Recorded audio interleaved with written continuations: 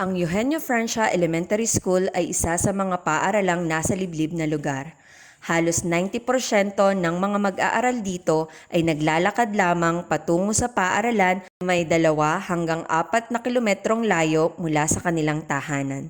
Isa sa mga pinaghahandaan ng mga magulang ay ang pagtungtong ng kanilang mga anak sa ika-7 baitang, sapagkat hanggang ika-6 na baitang lamang ang nasabing paaralan. Karamihan sa mga batang nagtapos ay napipilitang huminto dahil sa kakulangang pampinansyal ng pamilya upang matugunan ang kanilang edukasyon. Malaki ang inilalaan para sa pang-araw-araw na pamasahe patungo sa paaralan na mayroong junior high school.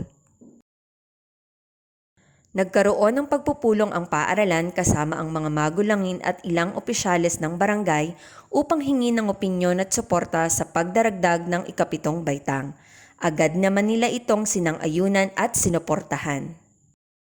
Sinimula ng mga hakbangin na dapat gawin at humingi ng technical assistance sa dibisyon upang maisakatuparan ang pagbubukas ng grade 7. Matagumpay namang nakapagsumite ang paaralan ng mga kinakailangang dokumento.